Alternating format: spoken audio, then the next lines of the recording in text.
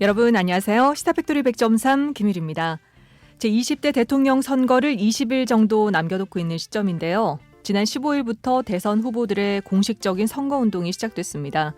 이번 20대 대선은 지난 선거와는 달리 새로운 양상을 보이고 있죠. 이를테면 대선 캠프에서 NFT로 선거 자금을 모으고 메타버스의 선거사무소를 여는 등 신기술, IT 기술이 활용되고 있습니다. 하지만 이 메타버스와 NFT는 아직까지 생소해서 잘 모르는 경우가 대부분이죠. 그래서 대통령 선거 이야기가 매우 핫 이슈지만 이에 앞서서 2022년 ICT, 정보의사소통기술 이야기에 대해서 먼저 들어보도록 하겠습니다. 오늘 메타버스와 NFT 관련해서 시사팩토리 파워 인터뷰 준비했습니다. 지금 바로 출발하시죠.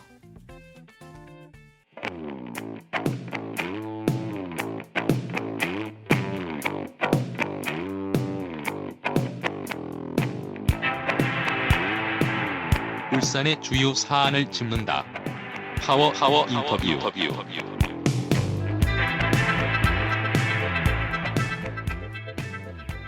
네, 시사팩토리 시작합니다. ICT 전문가 브라우니 솔루션 앤 컴퍼니 박병하 이사 스튜디오로 모셨습니다. 어서 오세요. 네, 안녕하세요. 네, 반갑습니다. ICT 전문가답게 아바타 보내신 거 아니에요? 굉장히 골드 헤어스타일의 아이돌 같은 외모를 가지셨습니다. 우리 시사팩토리 100.3 청취자분들께 인사와 간단한 소개 부탁드립니다.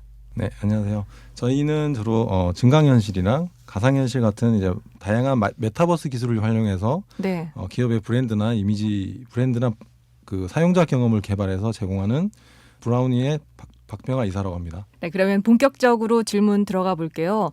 최근에 대선 캠프에서 흥미롭게 본 장면 있으신가요? 최근에 그 대선 후보 경선에서 네. 이낙연 민주당 대표가 메타버스 플랫폼이 제페토 통해서 네, 맞아요. 네, 그 활동을 한다거나 대선 내 삶을 지켜주는 나라라는 이름으로 네. 대선 출마 선언식을 진행을 했었고요. 그리고 원희룡 후보 같은 경우에도 업글 희룡 월드 만들어가지고 활용하는 등 되게 적극적으로 활용하는 모습이 되게 흥미로웠습니다. 네, MZ 세대의 마음을 얻기 위해서 메타버스 플랫폼들을 많이 활용하던데 그렇다면은 메타버스가 뭔지 좀 오늘 알았으면 좋겠습니다. 자세히 설명 부탁드릴게요. 메타버스는 닐 스티븐슨의 1992년 소설 스노우 크래시에서 처음 등장했습니다. 초월이라는 의미의 메타랑 우주를 의미하는 유니버스라는 단어의 합성어인데요. 네. 가상 세계와 현실 세계가 서로 결합한 디지털 가상 세계를 말합니다. 그리고 미국 벤처기업 린든랩이 2003년 공개한 가상세계 세컨 라이프가 대표적인 메타버스 서비스라고 할 수 있습니다. 네. 특히 메타버스는요, 프로세스 고성능 프로세스와 그리고 그런 고성능 프로세스들의 가격이 낮아지고, 네. 그리고 초고속 초연결 5G 상용화가 되면서 2020년 강타한 코로나 팬데믹으로 인해서 장기화된 비대면 상황으로 더 각광받게 되었습니다. 그렇군요. 네. 그리고 실내로는 이제 최근에 그 미국의 유명 래퍼 트래비스 스캇이 포트나이트라는 게임 속에서 네. 온라인 월드 투어 에스트로노미카를 5일간을 진행했습니다. 그래서 신곡 더 스캇까지 공개를 하게 되고요. 공개가 되자마자 빌보드 차트 넘버원에 오르면서 모든 곡들도 빌보드 차트 역주행까지 기록을 하게 됩니다. 네. 당시 동시 접속자만 뭐 어마어마했다고 하죠? 네, 동시 접속자 수만 무려 1,230만 명을 기록했습니다. 1,230만 명. 네. 네. 그리고 또 너무도 잘 아시는 페이스북을 이미 메타버스 전문 플랫폼 이름으로 천명을 했고요. 네. 네, 이름 메타로 바꿨죠. 네, 이름도 네. 메타로 바꿨고 국내의 경우도 제페토 서비스랑 이프렌드라는 걸 서비스로 대표적인 국내 메타버스 플랫폼으로 활동을 하고 있습니다. 그렇군요. 메타버스 시대가 도래했다는 말도 나오잖아요. 그만큼 굉장히 주목받고 있는데 그러면 세계관, 다양한 경험 이 세 가지가 메타버스에서 굉장히 중요한 건가요? 그리고 또 왜 그런 건가요? 네, 결국 메타버스는 현실에 살고 있는 아날로그 세상을 살고 있는 나 자신을 투영을 해서 디지털화했기 때문입니다. 특히 아날로그 공간에서 마찬가지로 메타버스 공간에서도 나 자신을 적극적으로 표현하는 게 중요한데요. 특히 그 아바타가 대표적인 것입니다. 네. 네, 아바타가 중요한 요소로 자리매김하고 있고요. 메타버스 주요 이용층인 디지털 세대 같은 경우에 컨텐츠나 서비스를 설계자가 의도한 대로 소비를 하지 않고요. 주도적으로 자기의 목적에 맞게끔 세계관을 직접 만들어서 컨텐츠를 생산하고 소비하는 하게 되고 즐기는 등 그렇게 되면서 수백만 가지의 다양한 경험을 하게 되는 즉 컨텐츠 생산자이기도 하면서 소비자가 되는 것이 특징입니다. 아, 그렇군요. 콘텐츠를 생산하기도 하면서 소비자가 되는 게 특징. 메타버스의 특징인데 그러면은 카톡도 메타버스 아닌가요? 나도 있고 세계관도 있고 또 나라는 사용자들의 경험들이 그 안에 있잖아요. 네, 카톡도 뭐 어느 정도 보면은 메타버스의 맥락에 어느 정도 가장 뭐 희미한 부분에 들어갈 수는 있겠지만 네. 일상의 디지털화라는 부분이 있는데 그 이미 이제 카톡 같은 경우는 디지털화된 부분도 있고요. 그거를 일상에서 쌓인 데이터들을 가지고 빅데이터로 활용돼서 네. 그게 활용되는 것이 특징인데 이런 것들보다는 대화에 좀 더 포커싱 돼 있기 때문에 카톡은 어느 정도 메타버스와는 조금 더 괴리가 있지 않나 이렇게 생각을 해봅니다. 그렇군요. 그리고 중요한 기술적인 요소, 증강현실 또는 가상현실 공간이 없어서 메타버스로 볼 수 없다 이런 의견도 있더라고요.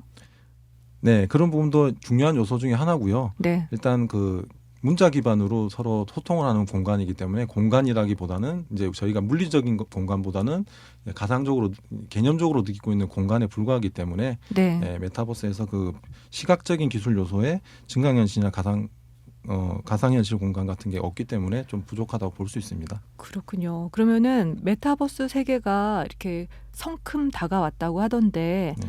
카톡은 어떻게 변할까요?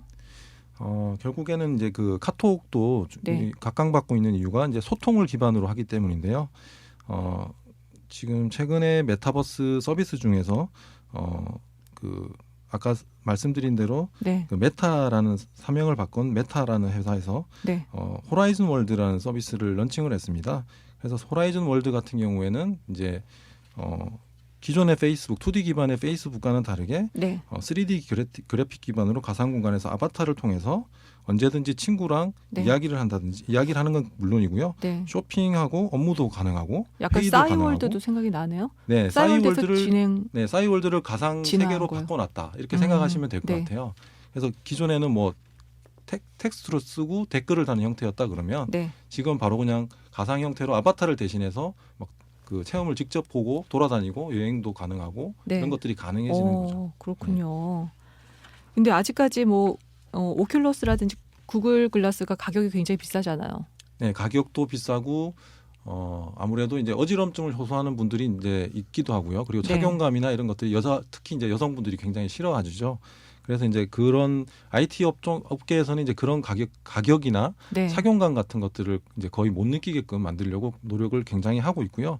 지금은 어느 정도 이제 가격도 많이 낮아졌고 한 40만 원대까지 낮아졌고 무게는 그래요? 아직은 있지만 굉장히 이제 싸진 상황에 있습니다. 그렇군요. 네. 네, 메타버스 장비가 더욱 발전한다면 재택근무를 비롯해서 다양한 형태의 업무가 사무실 밖 현장 밖에서 가능해진다고 보세요. 어떠세요? 네, 당연히 가능해지고요. 메타버스는 디지털 공간이랑 물리적 공간의 경계를 빠르게 허물고 있습니다. 보시면은 요즘도 이제 뭐 코로나 때문에 재택근무를 많이 하고 있는데요. 실제 아날로그 공간에 사용하던 방식 그대로 이제 업무가 가능해지고요. 메타버스를 하게 되면 그리고 학교를 가서 공부하거나 출근해서 일할 필요가 없어집니다. 그리고 특히 기업 대부분의 이제 그 비용을 차지하고 있는 부분이 네. 물리적 공간을 구축하는 데 사용되는 이제 그쵸. 고정 비용이라든가 네. 유지 비용 같은 데 많이 투입되고 있는데요. 이런 것도 절감을 크게 할 수 있습니다. 네. 그리고 일반 사용자들도 출근하기 위해서 교통비를 쓴다거나 비싼 네. 차를 산다거나 뭐 주택을 구입하기 위해서 서울이나 도심 경기 지역에 비싼 곳에 산다거나 이런 게 필요 없는 거죠. 네. 그래서 심지어 이제 미국에 있는 회사를 뭐 지금 한국에서 근무를 한다든지 이런 식으로 글로벌 기업까지 근무도 가능해집니다. 그렇군요. 네.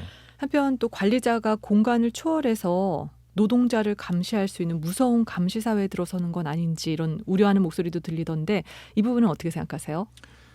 사실은 지금도 주변을 둘러보면 사무실 내에도 수십 개의 카메라들이 달려 있고요. 보안을 위해서.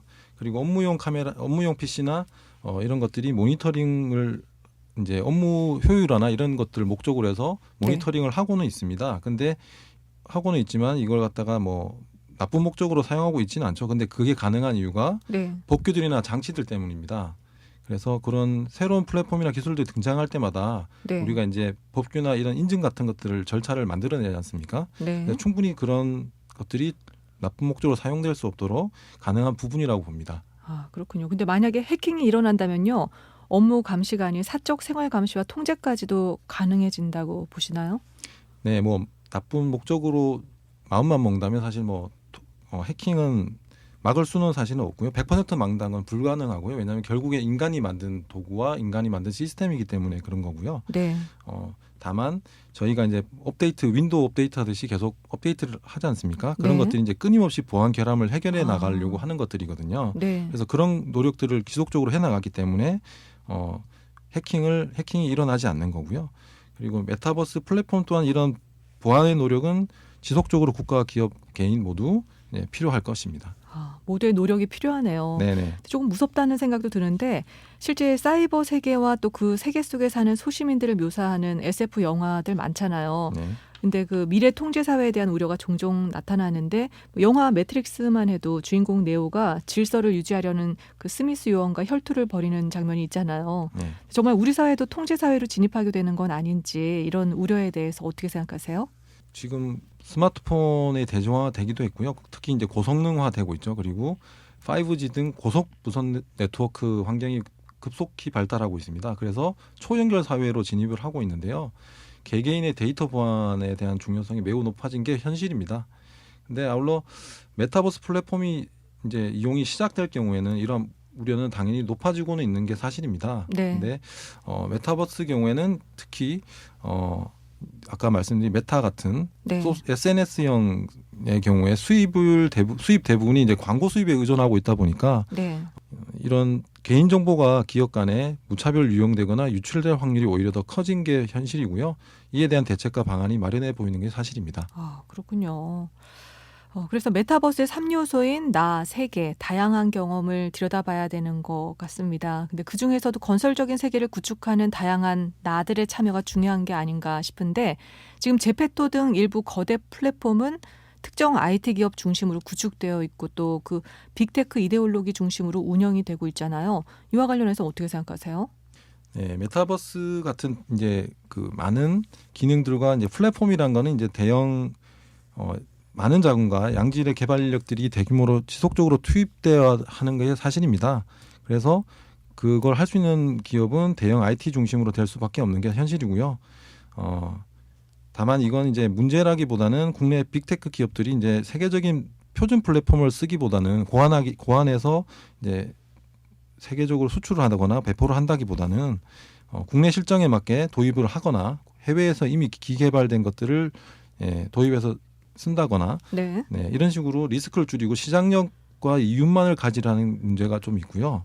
그래서 이제는 세계 표준이 될 만한 독자적인 플랫폼을 제시하고 개발 육성하는 것이 국내 빅테크 기업들의 과제가 아닌가 합니다.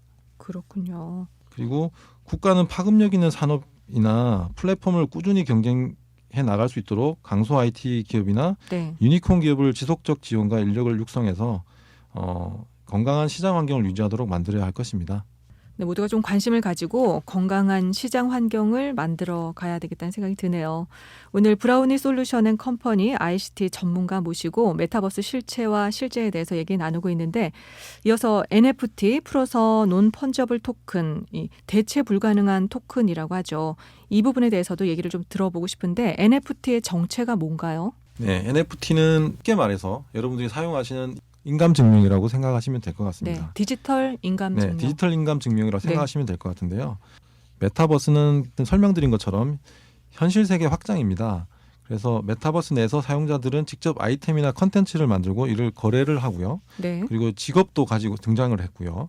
이런 컨텐츠들을 만들면 저작권에 대한 보호와 대가 지급이 당연히 필요합니다. 네. 그래서 이를 위한 메타버스 내 가상화폐와 NFT가 필수입니다. 그래서 디센트럴랜드, 샌드박스 등의 가상화폐는 메타버스 내에서 이용되는 화폐가 국내 가상화폐 거래소에서 직접 실제 원화로 구매와 판매가 가능한데요. 네. 화가의 그림, 원고 등도 NFT를 통해서 거래가 가능합니다. NFT는 단순히 대금 지급이 아니라 최초 콘텐츠 소유자 정보를 대체 불가능한 토큰으로 등록함으로써 절대 정보가 삭제되지 않는다는 점과 이로 인해 구매자 간의 지속적인 수익 배분이 이루어진다는 점에서 가상화폐와는 큰 차이점이 있습니다. 그렇군요. 그 토큰 안에 계속 다음 주인들이 사고 팔 때마다 다 기록이 돼 있는 거죠. 네, 그렇습니다. 네. 코로나19 이후 온라인 활동에 필요한 인프라가 전반적으로 강화됐잖아요. 이는 가상화폐로서의 NFT 역할이 또 점차 드러나고 있다고 봐도 되는 건가요? 네, 온택트 시대가 가속화되면서 가상화폐뿐만 아니라 다양한 실제 재화의 디지털화가 당연히 가속화되고 있고요. 네. 가상 역할과 규모가 크게 확대되고 있습니다. 그렇군요. 메타버스 같은 온라인에서의 화폐가 실물하고는 어떻게 연결이 돼 있는지 굉장히 궁금하고요. 예를 들어서 대선 캠프에서 NFT로 후원금을 받는다는 건 어떻게 가능한 건지 어떤 의미인지 궁금했어요. 먼저 등록할 디지털 자산이 필요합니다. 네. 그래서 실제 아날로그 컨텐츠도 원작자임이 증명된다면 NFT로 등록이 가능합니다. 그래서 디지털 컨텐츠나 자산을 대선 캠프 후보에게 양도하면 최초 등록자인 후원인의 정보가 담겨 있으므로 누가 언제 얼마의 가치로 판매했는지를 알 수 있습니다. 이 NFT를 판매하게 되면 후원금으로 지속적으로 얻게 되고요. 네. 쉽게 말해 그림을 이제 디지털 NFT로 등록해서 NFT를 이제 대선 캠프에 양도한다고 보시면 될 것 같습니다. 그렇군요. 이 메타버스 NFT에 대한 이야기를 들어보니까 시대 변화가 확 느껴지는데 법과 제도 그리고 관련 인프라 구축 등도 시대 변화에 맞춰서 따라가야 되지 않을까 생각이 듭니다. 근데 울산시는 이런 변화에 잘 따라가고 있다고 보세요? 어떠세요? 네, 최근에 정부는 이제 디지털 뉴딜 2.0 초연결 신사업 육성책을 발표했고요. 메타버스 신사업 선도 전략을 발표한 바 있습니다. UIPA 울산정보산업진흥원은 VR, AR 제작 거점 센터 지원 및 UIS 교육 혁신센터를 통해서 인력 양성을 진행 중이고요. 네. 지역 특화 콘텐츠 개발 사업 지원 등을 통해서 다양한 지원을 하고 있습니다. 그래서 그렇군요. 울산 지역은 어떻게 보면 타 지역에 비해서 조금 더 발빠르게 움직이고 움직이고는 있다. 있는 것으로 네. 보면 될 것 같습니다. 그렇군요. 오늘 브라우니 솔루션 앤 컴퍼니 박병하 이사 모시고 메타버스와 NFT 관련 이야기 나눠봤습니다. 오늘 함께해 주셔서 고맙습니다. 감사합니다.